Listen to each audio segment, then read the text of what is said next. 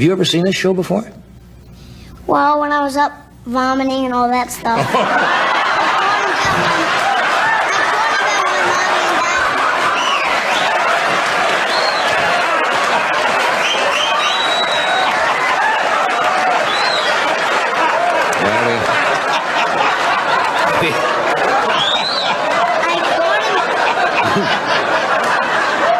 We like to get him sick early, and then they can kind of go up with the show. Who's that? What's that? Isn't that a daisy? You son of a bitch. Take your money and get out. Because I'm tired of listening to your mouth. Why, Aunt Bailey. We cross? Them guns don't scare me. Without them guns, you ain't nothing but a skinny lunger. Dad, what an ugly thing to say. Our poor ugliness. Does this mean we're not friends anymore? You know, Ed, if I thought you weren't my friend, I just don't think I could bear it.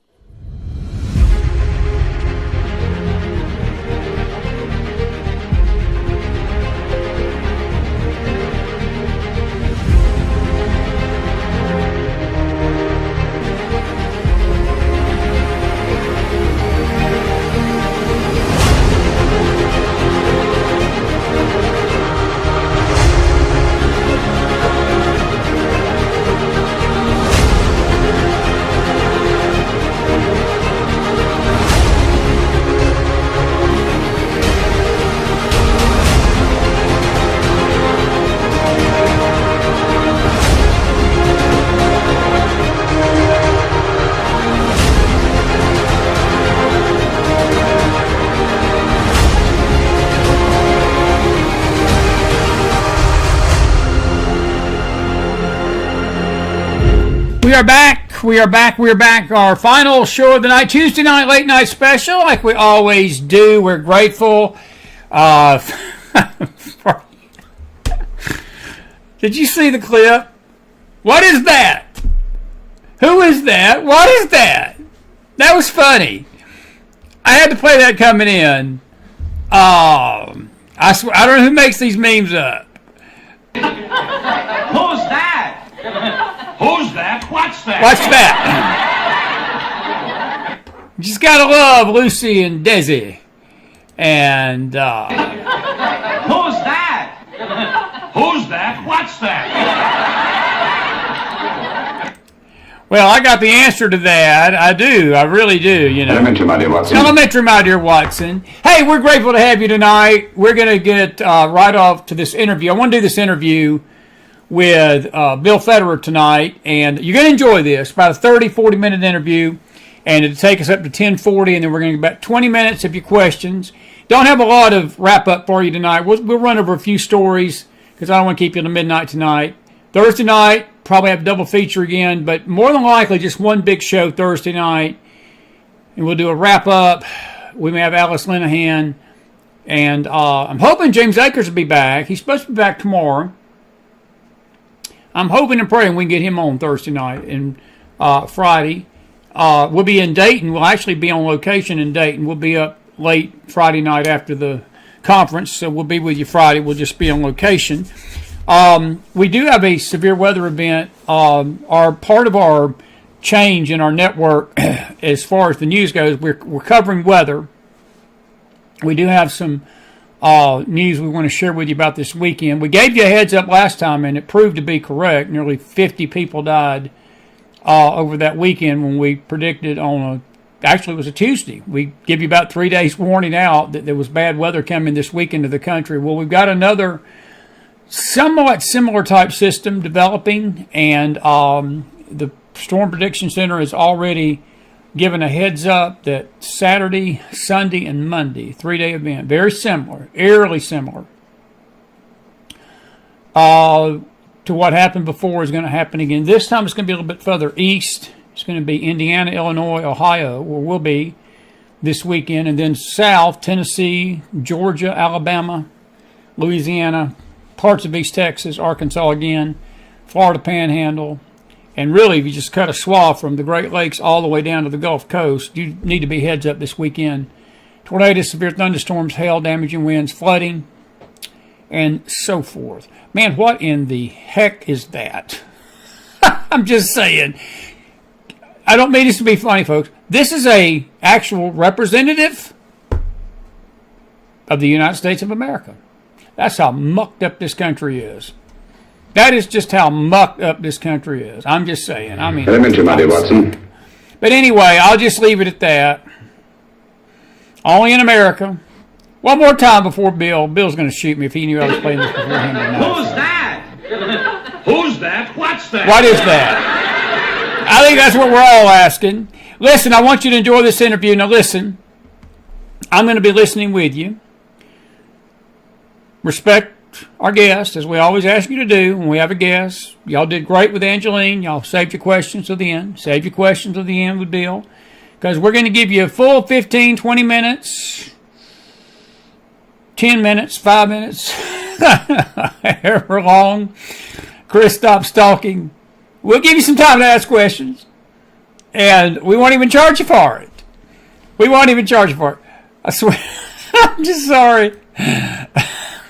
Who's that? Who's that? What's that?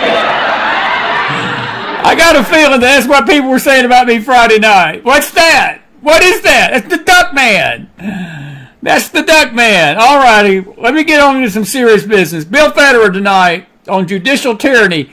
It's good. It's very educational. It's going to enlighten you about what's going on in our nation and what's going on in the history. Angeline Marie, by the way, let me just say this. She did an outstanding job. She actually mentioned the Thurgood Marshall case that opened the door to this judicial tyranny. Bill Federer is going to sort of piggyback on that a little bit tonight, not knowing what Angeline would say tonight. We recorded this interview this afternoon with Bill.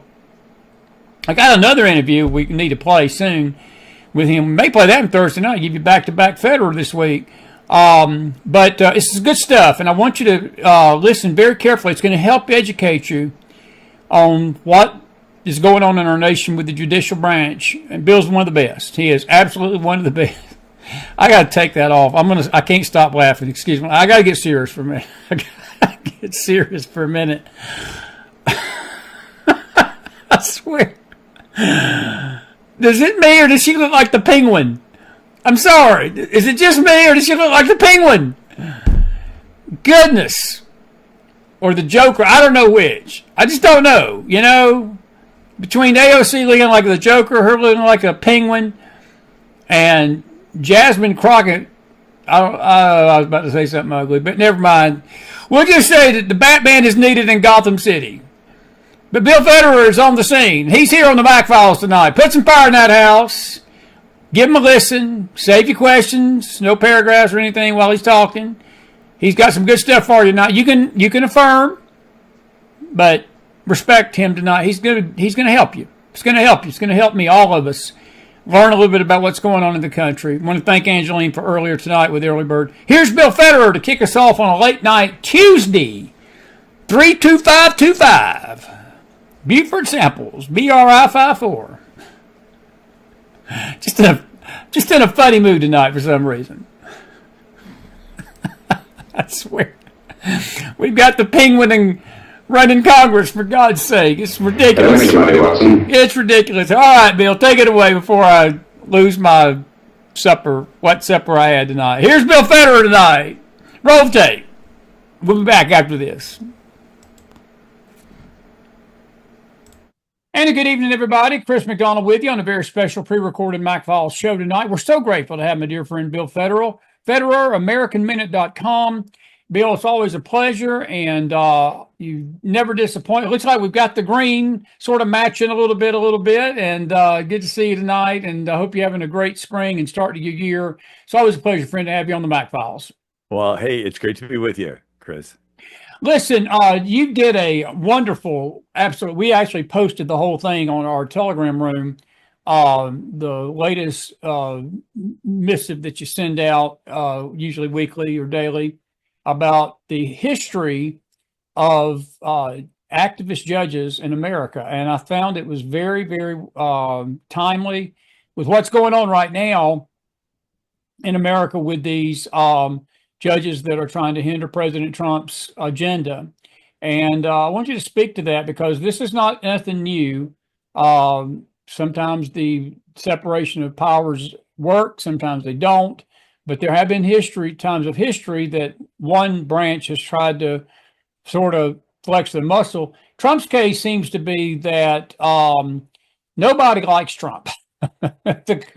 There's people in the Congress that don't like him, but this judiciary branch, I've never seen a more active judges, Bill, in my lifetime that are not even elected. These are just appointed officials. They're not people that are elected by the people, but they seem to believe that they can dictate policy that only should be coming from the executive branch and Congress. And I'm just curious what you think about that, and then I'll let you get into your history. But it's good to have you tonight, and I'll let you roll with it.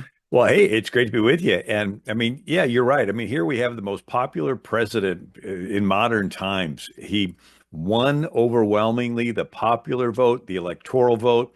And many think that if they didn't have certain kinds of shenanigans, he would have won even more. But he's sworn in on January 20th, 2025. And shortly thereafter, in the next 2 months, there are 132 legal challenges by liberal judges. This is unprecedented. Now, you have to remember when the last time he was in, as soon as he got in, what? Russia collusion hoax. And this weaponized Department of Justice and all the security apparatus in America, they're all putting these lies forth and then repeating them in the media. Now it's rent-a-mobs. Where they take money and they buy people with low IQs to stand in front and do, and then there's useful idiots, people that believe that, and then they go out and act it out. And I thought it was quite interesting that a certain demographic of people that's doing the violence are like trans men or women. I always get that confused. But here we have Trump being opposed by these liberal judges. Well, we should have known it, because during the lame duck session, you had Democrat Senate Minority Leader Chuck Schumer, and I just happened to watch it on the internet. He's just naming a name and it gets approved. Naming a name and it gets approved. He pushed through hundreds of left-wing judges with no opposition from Republicans. It's like all the Republican senators were like out to lunch. It was like, oh, we're happy we won, and so he gave an interview on PBS, March 21st, 2025. He says, we did put 235 judges, progressive judges, last year on the bench, and they are ruling against Trump time after time after time. And he's bragging on this. He's like, okay, this is what we were planning. Justice Evan Smith wrote for the Federalist, March 21st, 2025, Judge Boasberg's ruling. Now, he's the one that wanted plane loads of criminals to be brought back into America. He says, Judge Boasberg's ruling is just the latest example of a judge substituting his own political preference for executive decision-making. It is not judicial review, but judicial rule. A clear case of a court attempting to override a core executive power in the name of politics. Now, for those that need a little review, there are 7 articles in the U.S. Constitution. The first one deals with Congress. The second one deals with the president. The third one deals with the Supreme Court. So the first one, it sets out the purpose of Congress, which is to make laws in accordance to the will of the people who elected them. The second article authorizes the president to the executive branch to execute or carry out the laws that were passed by Congress that were the will of the people. The third is the judiciary, the third article in the Constitution. It sets out the role of the judiciary, which is what? To make sure the laws are carried out and executed the way that Congress intended. It's a limited role. They're just supposed to make sure, okay, are they being executed the way they're supposed to be executed? But then we had a gradual accumulation of power in the judiciary branch that was unanticipated. 1801, John Marshall becomes the fourth Chief Justice of the Supreme Court, serves for 34 years, helps write over 1,000 decisions, and he advanced the concept of judicial review. Like, I'm the last one that gets to have a say. Now, most of his decisions are regarded as good, but nevertheless, in the process, he was accumulating power into the judiciary branch. And many were upset about this, and they're called anti-federalists. It was a movement in the early 1800s. This movement included people like Patrick Henry, Samuel Adams, George Mason, and even Thomas Jefferson. So Thomas Jefferson wrote to William Jarvis, September 28, 1820, "You seem to consider the judges as the ultimate arbiters or deciders of all constitutional questions. A very dangerous doctrine indeed, and one that would place us under the despotism of an oligarchy. Our judges are honest as other men, and not more so. And their power is the more dangerous as they are in office for life and not responsible as other functionaries are to the elective control. The Constitution has erected no such single tribunal, knowing that to whatever hands confided, with the corruptions of time and party, its members would become despots." So here you have Thomas Jefferson saying there is no such single tribunal. If there was, they'd be despots. A despot is defined as someone with absolute and arbitrary power. Absolute means they say it and it's the law. Arbitrary means you don't know what they're going to say next because they're not following any pattern, right? They're on their own. Jefferson wrote again to Abigail Adams, September 11th, 1804. "Nothing in the Constitution has given them, the judges, a right to decide for the executive more than to the executive to decide for them. The opinion which gives to the judges the right to decide what laws are constitutional, not only for themselves in their own sphere of action, but for the legislature and the executive, would make the judiciary a despotic branch." Absolutely. So here's James Madison siding with Thomas Jefferson, saying, wait a second. All right, so that was Jefferson to Abigail Adams. And then we have a quote from James Madison. So he goes along with Jefferson. Madison says, October 15th, 1788, "As the courts are generally the last in making the decisions, it results to them, by refusing or not refusing to execute a law, to stamp it with its final character. This makes the judiciary department paramount, in fact, to the legislature, which was never intended and can never be proper." So here's Madison, who helped write the Constitution, right? And he is saying that, wait a second, this judiciary being the last one to say if it's constitutional or not, that was never intended and it can never be proper. And so the writers of the Constitution, they looked at brilliant minds of the past, one of them being Baron Montesquieu. So Montesquieu wrote a book in 1748 called Spirit of the Laws.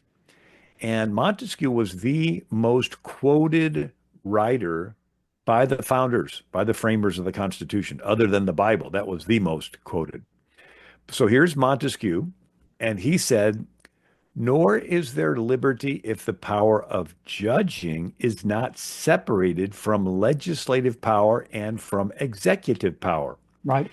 If it were joined to the legislative power, the power over life and liberty of the citizens would be arbitrary, for the judge would be the legislator. If it were joined to the executive power, the judge would have the force of an oppressor. All would be lost if the same body of men exercise these three powers." So here you have Montesquieu, who was studied by Madison and Jefferson, him saying, no, you don't want the judges deciding what the laws are supposed to be. They're just supposed to make sure that they're carried out the way that Congress intended.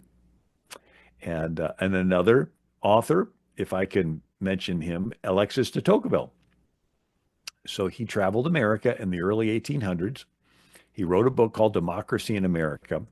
And he commented on what he observed. And he saw our government.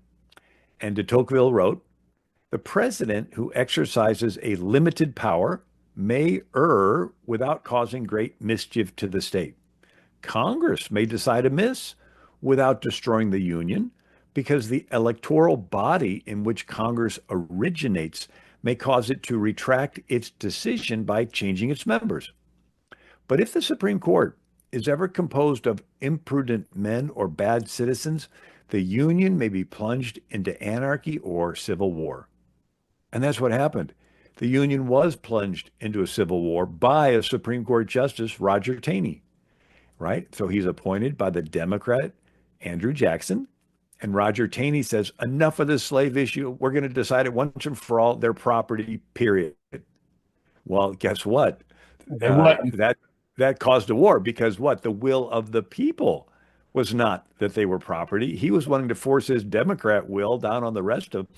So Lincoln, the first Republican president, in his inaugural, objects to the Supreme Court. March 4th, 1861, Lincoln said, I do not forget the position assumed by some that constitutional questions are to be decided by the Supreme Court. The candid citizen must confess that if the policy of the government on vital questions affecting the whole people is to be irrevocably fixed by the decisions of the Supreme Court the instant they are made, the people will have ceased to be their own rulers, having to that extent practically resigned their government into the hands of the eminent tribunal.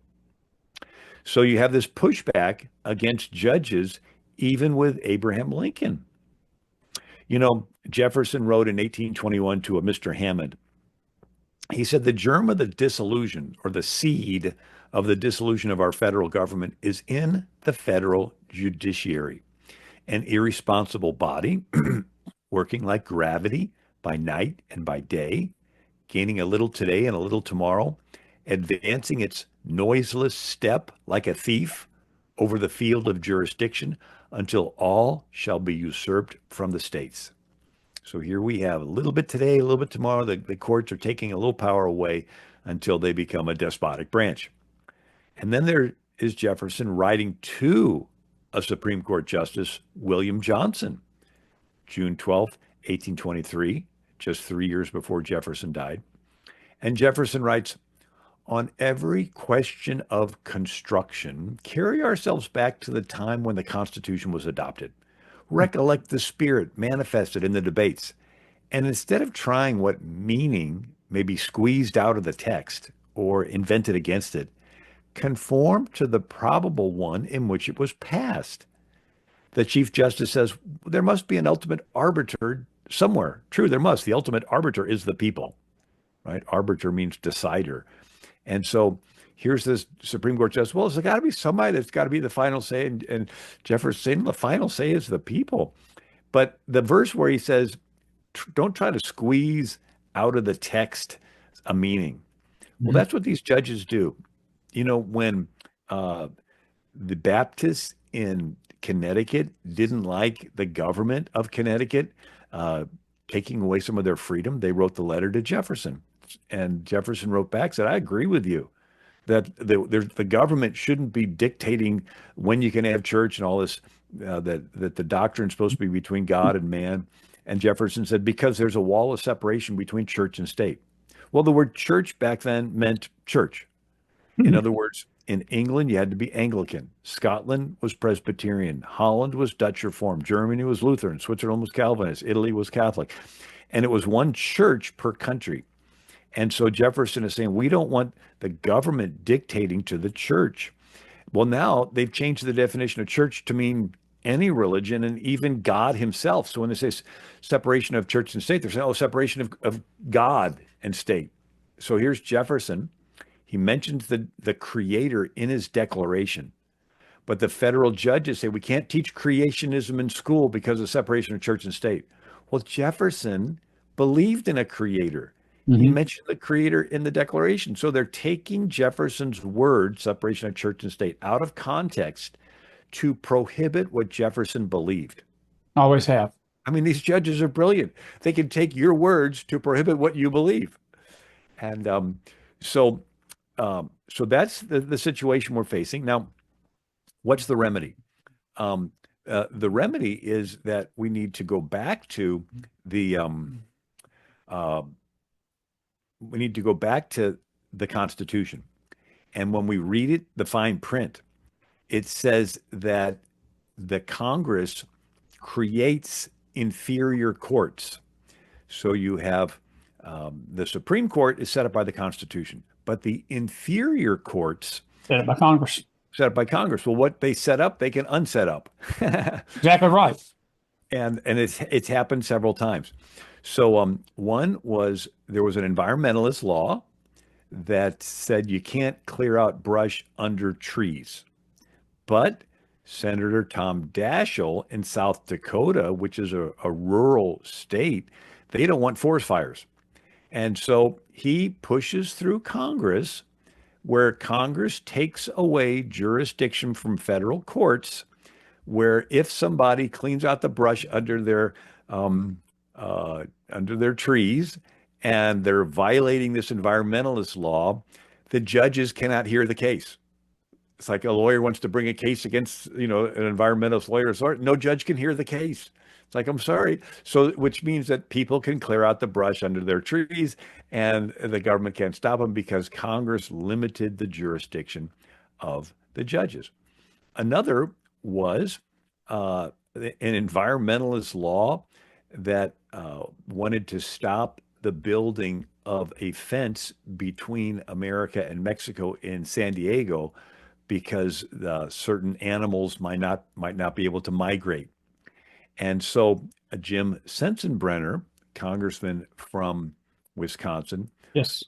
pushes through a law that says that if they build this wall and the environmentalists bring a lawsuit, no court can hear the case. So in other words, they can build the wall and you can't file a lawsuit to stop him because no judge is allowed to hear a case against that because Congress took away the jurisdiction from the federal courts over that specific issue. And that's what needs to be done now. And that's what Hawley was saying to Hannity last week, that the Congress can put a stop to this madness if they will do exactly what you've just described, take the jurisdiction away. And I guess my question to you, Bill, is, you mentioned Sensenbrenner and you mentioned Daschle. It's interesting. Two sides of the aisle. You had a Republican, you had a Democrat. And they both used the courts in that manner to strip jurisdiction. Do you see a bipartisan effort here? Because I just think that the Republicans are on their own. They're going to have to muster enough. Is it a simple majority to do this, or is it 2/3, or how many? Yeah, these just passed with a simple majority. Majority. They could do it then. They could do it tomorrow. Yeah. So impeaching, you need 2/3. 2/3. That's what I thought. The Senate, and so that's a high hurdle. Nevertheless, it still might be good to try just to give some of these justices a little. There was a quote from Senator Dirksen of Illinois, and he said, "When I feel the heat, I see the light." That's the truth. But Phyllis Schlafly, she wrote a chapter in a book called Judicial Tyranny that I helped publish, and I wrote a couple chapters for. It's available on my website, AmericanMinute.com. But in that book, Phyllis Schlafly wrote, in late 2004, Chief Justice William Rehnquist included in his annual report one significant sentence. The sentence is, there were several bills introduced in the last Congress that would limit the jurisdiction of the federal courts to decide constitutional challenges to certain kinds of government action. So here's a Chief Justice saying that some of the bills in Congress would limit the jurisdiction of the federal courts. And so Phyllis Schlafly goes on, Rehnquist's report implicitly confirms that Congress has Article III power to limit jurisdiction on constitutional issues and take away from the federal courts the power to continue to do the sort of damage that they have been doing for the past several decades. And then in 2004, they even put forth a bill to limit limit judges regarding marriage because they were pushing all the gay marriage stuff. Right. So Alan Dershowitz, he is now, he's a law professor. He's now saying that Congress has the power to reshape the judiciary by adjusting the number and jurisdiction of the courts. And Florida Governor Ron DeSantis, he's did a X post, and he said Congress has the authority to strip jurisdiction of the federal courts to decide these cases in the first place. And he goes on. The sabotaging of President Trump's agenda by resistance judges was predictable. Why no jurisdiction stripping bills teed up at the onset of this Congress? So he's like, look, guys, I was a congressman before I became governor of Florida. Why didn't you have any bills all set to go? Right. So that says, OK, Trump's going to do his stuff and these federal judges. But maybe they weren't thinking of it. I wrote this article and it sort of went viral. And so, Phyllis Schlafly said this. She said the role that judges play in our system of government should be like that of a baseball umpire. That's absolutely right. Come on. But umpires are not permitted to change the rules of the game.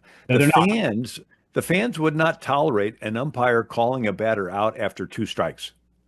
It's like, okay, strike 1, strike 2, you're out. It's like, wait, you can't change the. Well, I'm the umpire. It's like, yeah, you have to just enforce the laws, the rules. You can't make them change them on the fly. And so these judges, they cannot decide. I'm going to push my agenda. When Clarence Thomas, and I love him, he's great. When he was getting confirmed, they were drilling him in the Senate. And October 15th, 1991, Senator Thurman asks him about judicial activism. And Clarence Thomas responded, the role of a judge is a limited one. It is to interpret the Constitution where called upon, but at no point to impose his or her will or opinion in that process. And they can't change it. They can't change it. Got a constitutional question for you. It's an opinion question, but I think it's a serious one. And do these illegals that we're trying to get out of the country, and I don't want to go down the compassion road. Like I am sick of being called a fascist Nazi Hitler because I just want our laws to be upheld. But under the Constitution, is it a fair statement to say that these illegals, Bill, they're not covered by our Constitution, the Constitution of the United States? Is there any provision, because you're a constitutional historian, is there any provision whatsoever that individual that comes in here illegally, they've committed a crime, even under our laws, as a citizen, if I'm a citizen, as Chris McDonald, as a citizen, if I do a felon act, I get convicted of that felony, all of my rights are stripped. I can't vote, can't own a gun under the Constitution. Why is it that we are arguing these things in courts for illegals when they shouldn't even be in front of the court to begin with? Because, again, under the Constitution, Bill, they've got no covering. They got no right. We're talking about giving these people habeas corpus. Look, to me, there is no habeas corpus if you're here illegally. You've got no guarantee in this country of anything. But we have changed that. And a lot of this goes back to these judges, because these judges are treating them like citizens, and probably better. Yeah. They even have judges wanting to file cases on behalf of trees. Thank you. There was one where they're wanting to treat, wolves and wild animals and give them rights. And there was an environmentalist bill that talked about protecting wolves. And out in California, they had a smelt fish that doesn't even exist anymore, yes. But they cut off all the water to protect this fish. Yeah. And the judge says, well, under this law, a fish is considered a wolf. And it's like, if you let craziness go, there's no end to it. And they're going to take away real citizens' rights. The Bible says a good man leaves an inheritance to his children's children. We have been given a country with freedoms, with laws, and it's our responsibility to pass this country on to our children. So they have the freedom. And of course, the ultimate is the freedom to preach the gospel and to believe and not have your kids indoctrinated with all kinds of sexual perversions. But at the same time, we want safety.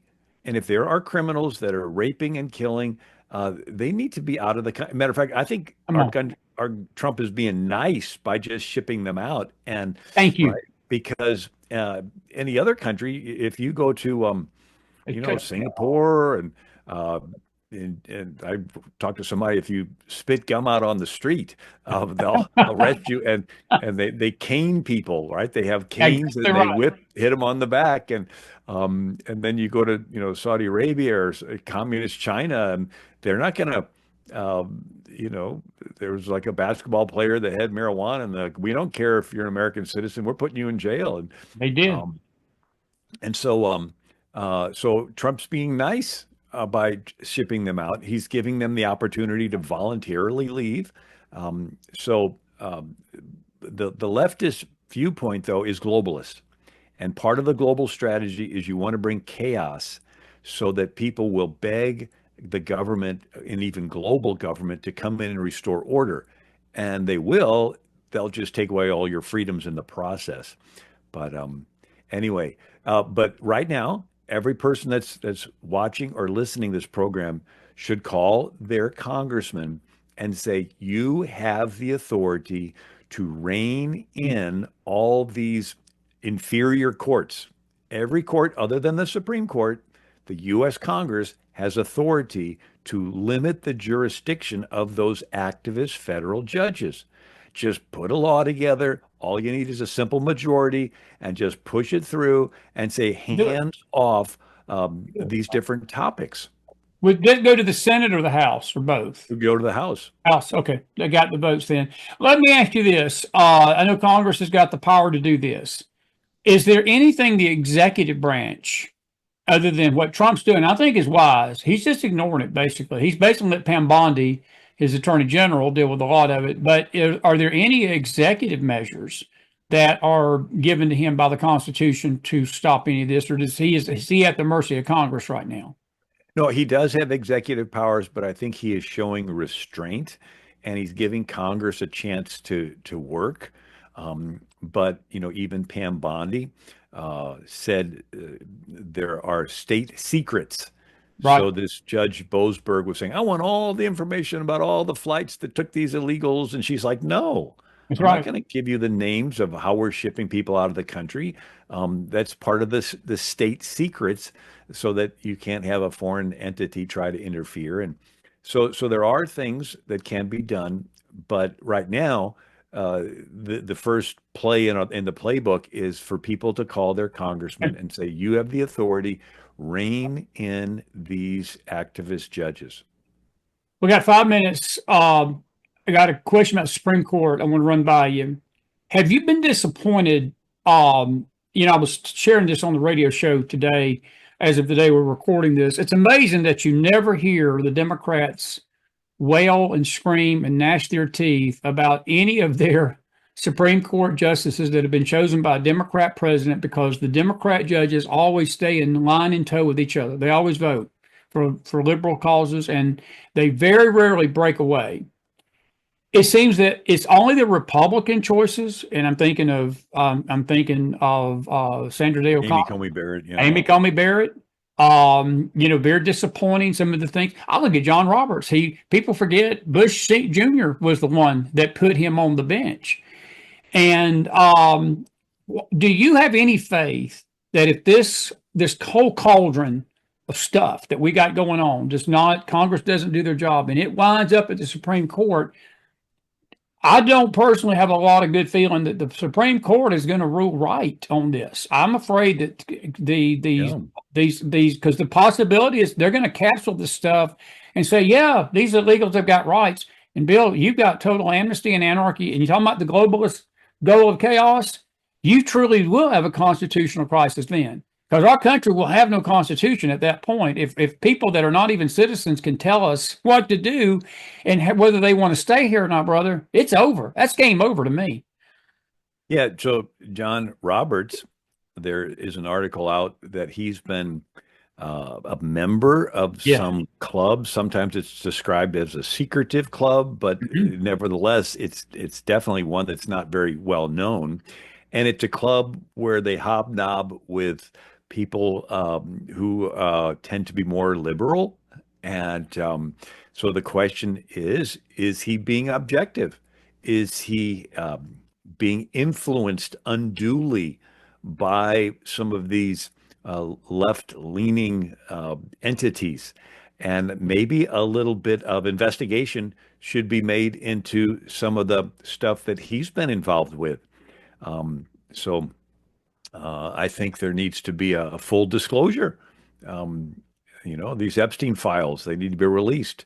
I read where they're frantically redacting lots and lots of stuff before they release them. But at least they're going to release more than they had before. But I'd be interested to know if any John Roberts or any of the other judges were on that list. That would be sort of interesting. I don't know. But I think that most people feel like there's some kind of compromise that usually if you have a leader that's assumed to be good, but then they begin to do stuff, they might have, the other side has dirt on them and says that we want you to do what we tell you to do, or we're going to release some embarrassing information, or maybe something worse than that. I don't know, but I think that a lot of people feel there's some compromise on John Roberts, and he seems to have immediately taken Amy Coney Barrett under his wing. Yes, he has. It seems to. Is there a remedy? I guess it would be impeachment through the Senate to remove a Supreme Court justice, not these lower courts, but a Supreme Court justice has to be impeached by the Senate, correct? And that's really the only way you can remove them. And the other question I got, and we'll wrap it up on this. I got so much more to ask you, but I'm being, I want you to come back and when we got more time. This term limit question, it got brought up last night in our discussion. I thought it was a great question. I've never been a fan of these lifetime appointments of these justices. And I know there's been an argument this has been raging for decades of whether that has been, and we don't have people vote, even though it seems like there's not term limits in Congress. People vote. I mean, the public votes in those representatives and senators. If they're in a district and that district wants to keep sending that person up there, well, that's the will of the people. As long as it ain't being cheated, there ain't fraud, and we know that some of that may be going on. But the president is the person, Bill, that he has to be elected every 4 years by the people. That judge, that Supreme Court judge, he gets put on that judge, or she does. She's got a lifetime stamp. She can do it, and he can do what he wants to do. And I'm just curious, what would be, real quick, the procedure to get term limits on these Supreme Court justices, or would that be a total, is that impossible to do, or would that be just a total overwriting of the Constitution? Yeah, that would be a something that would probably need to be an amendment to the Constitution. I mean, there is Abe Fortas. He was put on the Supreme Court by Lyndon Johnson, and he was on for several years until he was found to have taken some bribes, and then he was forced out. And so, it is possible to get Supreme Court justices out if they don't act properly. And that might be something to look into. Maybe next time we get together, we'll talk about that procedure. You're always a great guest, and I know you got a lot going on this afternoon. I want to thank you for dropping in and talking to us, and we'll get you back on very, very soon. I want to talk, these feast days are coming up, the holidays of Passover and unleavened bread, first fruits, Pentecost. I'd like to let you to come do a historical teaching on those with us, maybe in April. And it's always a pleasure, friend. And may the Lord be with you on your travels. And I appreciate you being with us this afternoon. I really do. All right. Well, God bless you, Chris, and blessings to all the listeners and viewers. AmericanMinute.com, everybody. Please check out Bill's website and take your credit card, check, cash. You don't take Firstborn, but he does take credit card, cash, and check. And we got a lot of library stuff of his books. Get his books. They're great. They'll help you understand the world, Constitution, and your faith. Folks, we'll be right back. Bill, thank you so much. Thank you. That's one of the good guys right there. Bill Federer tonight on a McFile. Didn't you enjoy that? That was some good stuff. And he basically summed up what we said last night. He just is so calm about it. Chris is wired up, but the U.S. Constitution was written for Americans only. It's not the world constitution, it's the U.S. Constitution. Non-citizens and criminals do not possess rights under this document. They just don't. They just don't. All righty.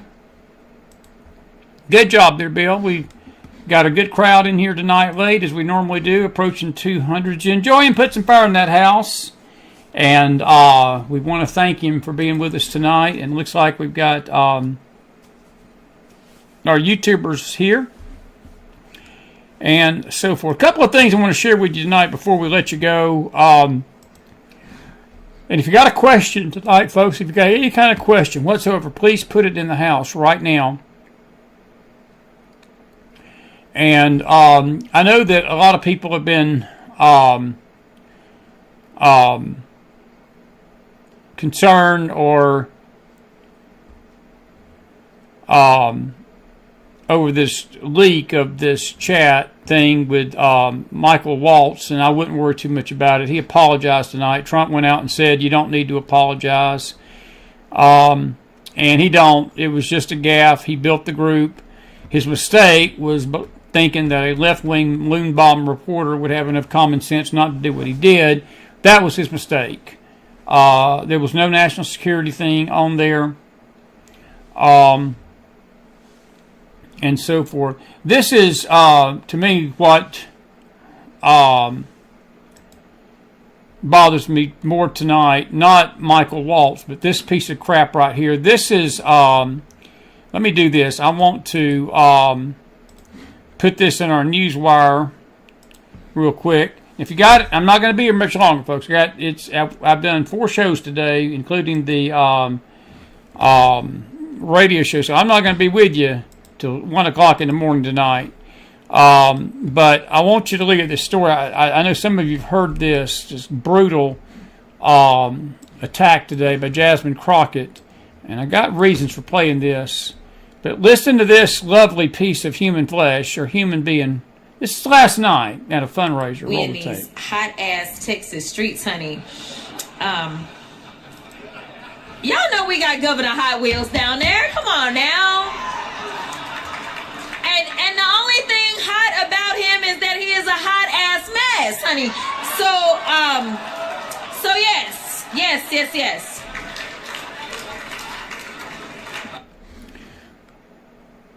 That is Jasmine Crockett, the lowest class. You know,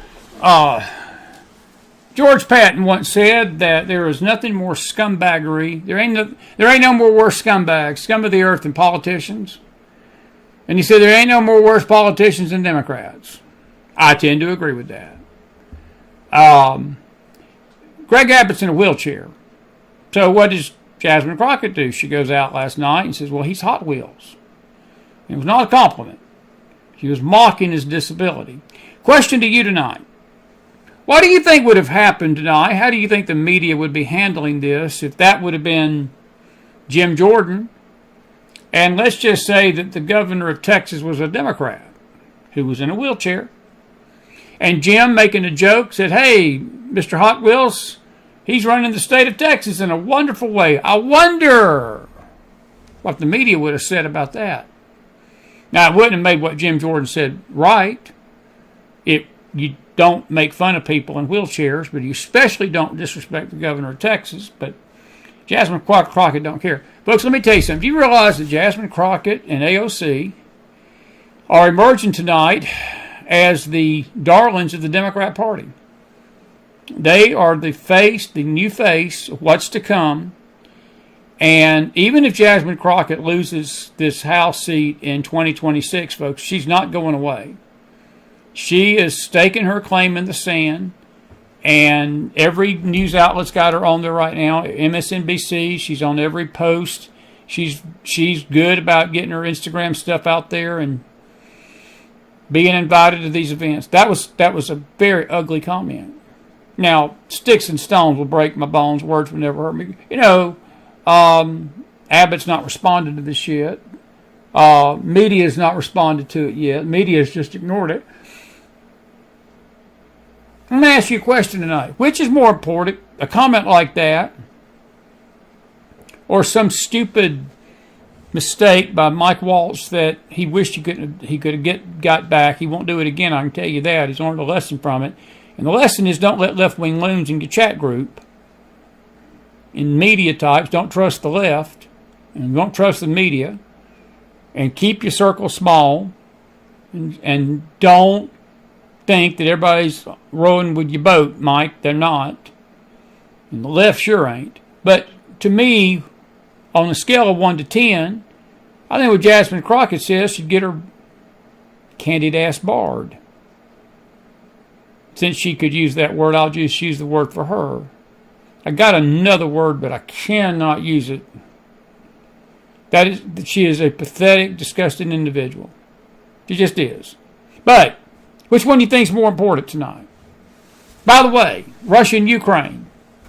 Bigger news. They are having a ceasefire, looks like, and so forth. Appy Girl, your question. Speaker Johnson said the House could defund these district courts and jurisdiction. Do you think they'll do it? Appy, that's $1 million question. You heard Bill Federer tonight. All they need is a simple majority. Now, to impeach a judge, the Senate would need 2/3 of the Senate. That's going to be impossible. Do I think they'll do it? Scale of 1 to 10? I'll give it about a 6 right now. I'll give it about a 6.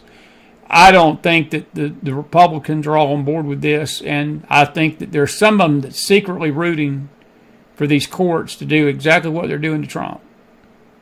I think, the truth be told, these Republicans are just as culpable as these Dems. There may be 2 or 3 Dems that might jump on board and see this for what it is, but I wouldn't count on the Democrat Party to do anything right. You've got Hakeem Jeffries out there calling for Pete Hegseth's job over this chat stuff. You got Susan Rice claiming it's a national security breach. Wrong. Hakeem Jeffries has got the IQ of a goat, and he's supposed to be the head of the Democrat Party in the House. And Mark Warner's out there decrying the chat. When it comes to find out what was released, was basically his name was brought up as he had basically revealed false information. And while we're at national security data getting released out there, has there ever been an arrest of Hillary J. Clinton over her emails that contain national security stuff? Had her own freaking server in her house? No. Joe Biden had stuff at his house, public documents, national security documents, should have never left the White House while he was vice president. No, there's never been an arrest. It's just dim hypocrisy. I told Elaine Willard this last night. She made the statement the Dems are making a big deal about it. When the Dems make a big deal about it, it's not a big deal. If they don't make a big deal about it, you got the scandal of the year. All right. 5 minutes. 5 minutes. You got a question? Appy, I don't know. I'm sort of torn. Part of me hopes they will. Question is, do they have the votes?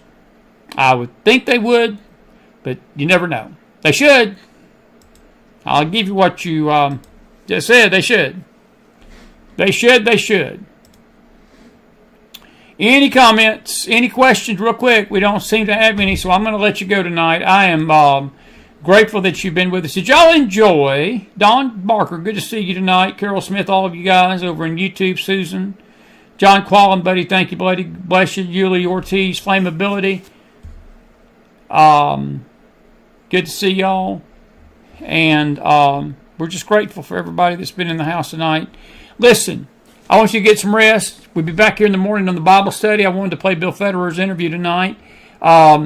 And we got a lot of news. We'll be on tomorrow 2 to 3 on the Mac News and Journal Report. I want to just give you a heads up. You got a severe weather event coming down the pike over the weekend. We're going to have maps and weather things in the Telegram room tomorrow. Check the Telegram room. We've got a brand new weather channel coming. We may just get it going this week. And we got some faith news to share with you tomorrow night. Let me show you this before I leave. We are going to be in Dayton, Ohio. Dayton. Dayton, Ohio. This weekend, if I can find it, there it is. I thought I lost it. This is the flyer I made today. March 28th, 29th. Gabriel Event Center, 7215 Taylorsville Road, Dayton 45424. Fellowship, teaching, communion, prayer, encouragement. If you're in the greater Ohio area and you think you can come this weekend, put a thumbs up. We'd love to see you. We're going to have a great time. We're going to talk about this Messianic seal, how it came to be, as it relates to the future of Israel and the church. We're going to talk about the relationship of Israel and the church Saturday morning. We're going to deal with the spirit of Haman Saturday afternoon as of now, but that may change. I've got another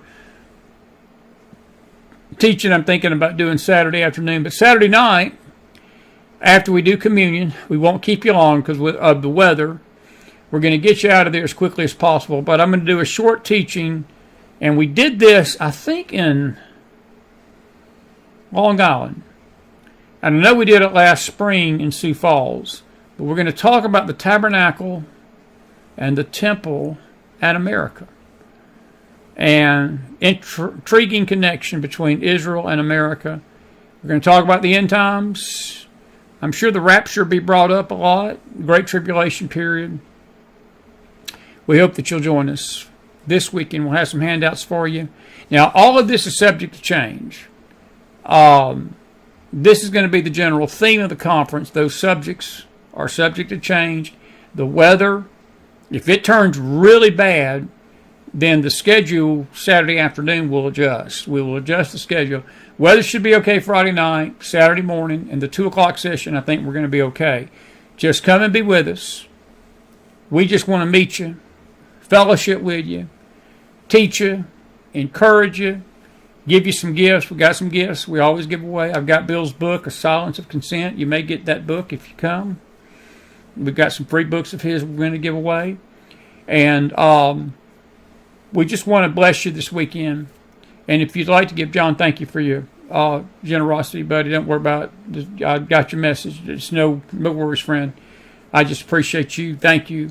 Others, if you feel led to give this weekend for the conference, please do so. You can do that. We'll have that information up tomorrow night on the Faith Show. But listen, I just appreciate all of you. I hope to see you this weekend. We hope to see you at the end of April. Our conference in Sioux Falls will be a full weekend, April 25th, 26th, 27th. We'll be there Friday, Saturday, and Sunday. We're going to actually have a church service Sunday morning.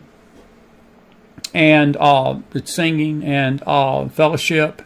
And then we'll have we'll get you out of there Sunday afternoon to go home. It'll probably be in the morning around noon, 10 to 12. We'll have a Sunday morning meeting time.